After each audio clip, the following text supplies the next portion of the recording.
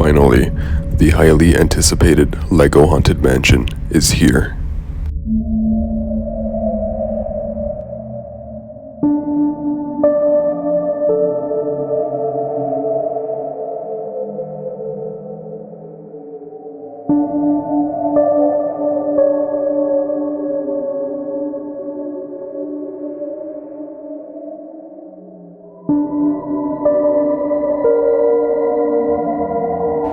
First, I'll showcase the minifigures.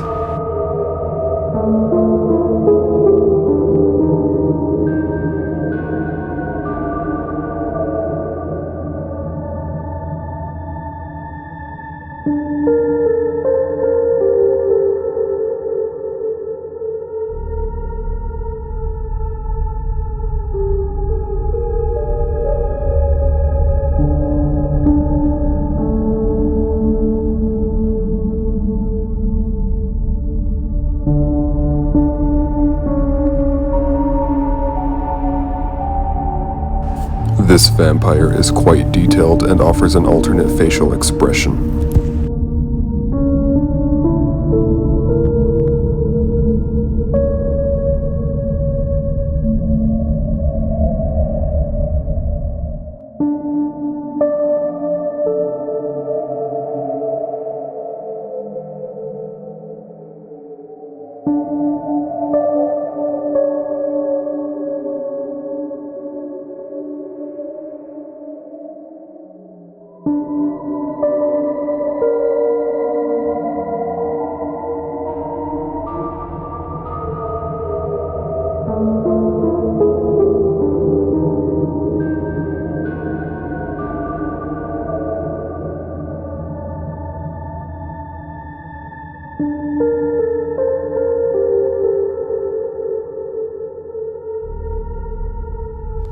This new ghost has a soft plastic cloth rather than a hard plastic cloth the original ghost came with.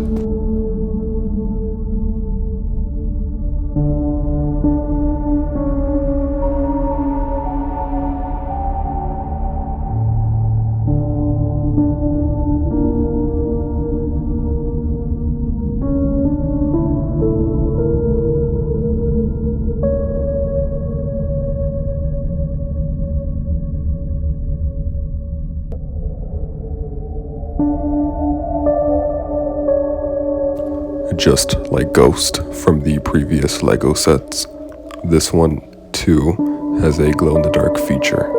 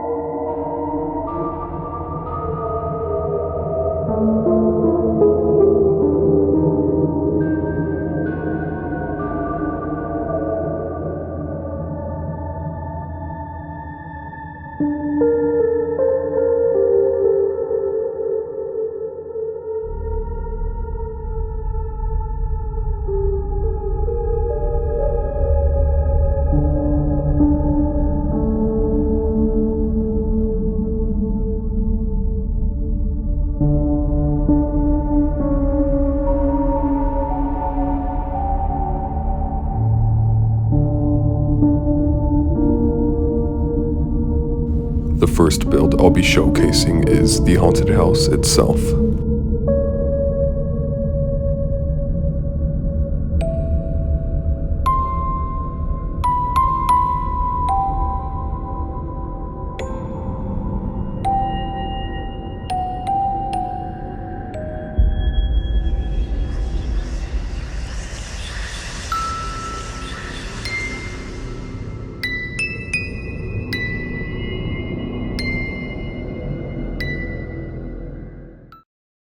Upon opening the box, the first thing you need to build is this small gate.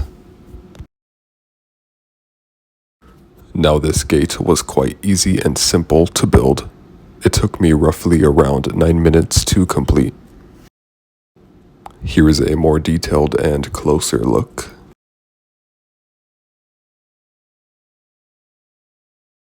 The back of the gate lacks detail, but it's fine because once you display it in front of the haunted house, it looks way better.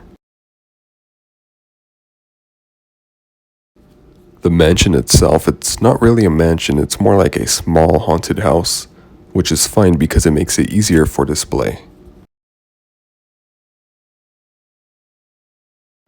First up, let's have a look at the small graveyard that is located on the left side of the mansion. The base of this graveyard is a dark brownish dirt, while 3 tombstones rest on top of it, a pumpkin, and even one tombstone has a skeleton hand reaching out from underneath. Moving on to the front of the mansion, we have a few steps that lead up to the door. We have some pillars that help keep the house in place, followed by a porch and a window with a boarded up wooden log covering it. If we move over to the right side of the mansion, you can see a monstrous tree guarding a window.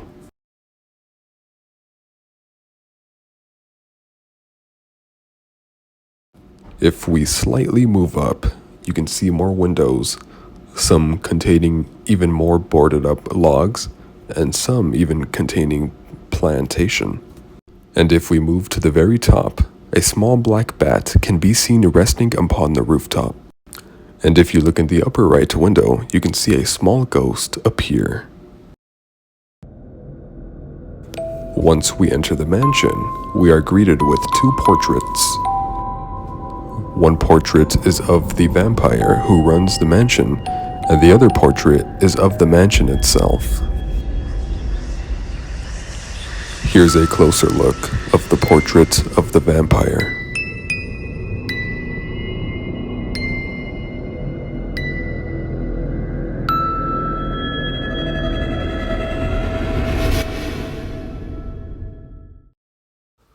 On the left side of the mansion's interior, we have an empty room, followed by a small table containing a conductor's hat and pirate's hat.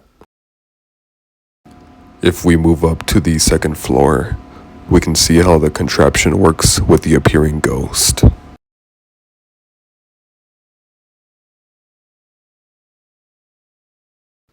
On the right side of the mansion's first floor, there is a grandfather clock with a swinging pendulum feature. Similar to the appearing ghost, you'd also have to manually move the pendulum yourself with a lever on the back. On the right side of the second floor, we have practically nothing. So it's an empty room. I wouldn't even consider it a room, but there's 2 windows, and that's pretty much it. Going up to the middle section of the second floor, we have a piano. You can have a minifigure playing the piano if you'd like, or you can leave it unattended. That's up to you.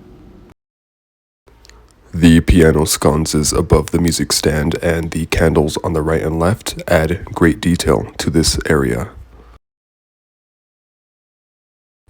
If you're trying to preserve space and would like to close this house to make it look more complete, all you have to do is just close it like so.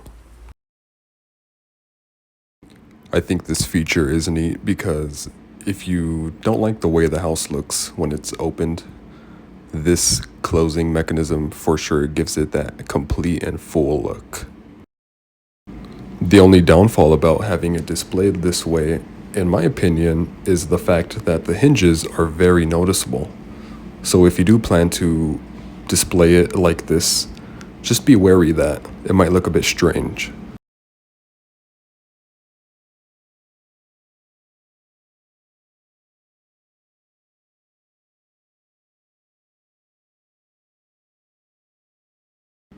Moving on to the haunted ship, and first impressions, I must say, it looks pretty neat.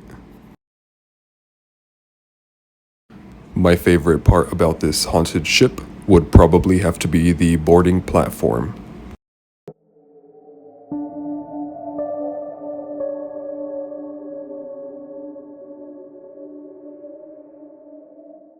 First up, let's take a look at the ship's helm. In this area, we have the ship's wheel, some candles, some more sconces, and on the back we have a lantern. And of course, you can fit a minifigure if you'd like them to steer the wheel.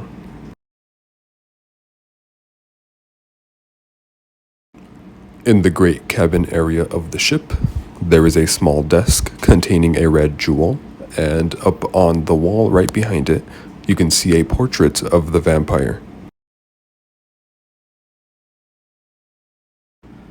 Inside the ship itself, you can see it's quite empty, not much going on.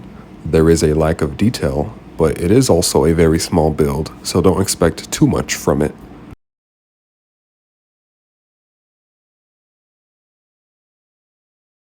I do like and appreciate the use of fence here to create the cell.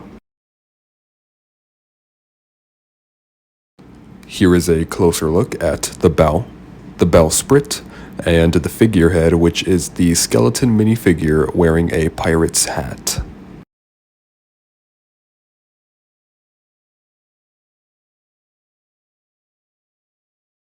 Here's a back view of the ship.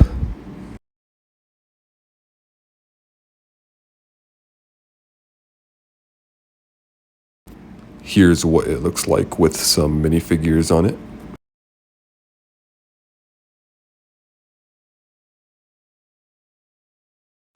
And here is the anchor in detail.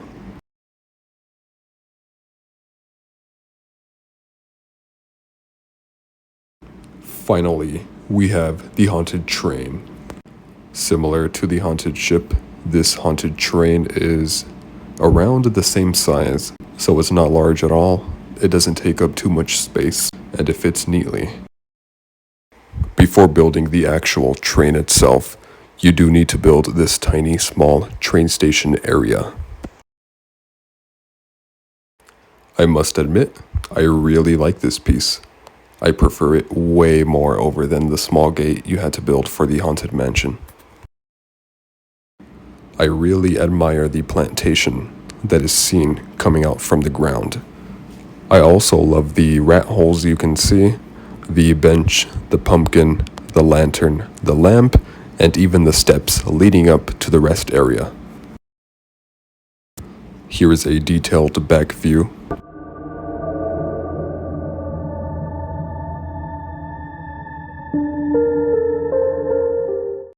Here is a detailed look of it with minifigures on it. And I must say, whoever thought about this, the LEGO team, this is absolute perfection.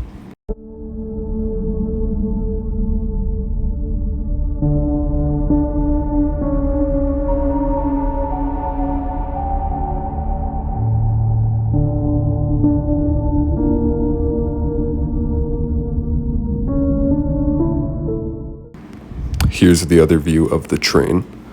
Now the train itself is pretty detailed. It does have a cow catcher in the front. It has wheels, of course, but it's also displayed on 4 translucent pieces, which gives the appearance that it's floating in air. Here is a look where the conductor stands.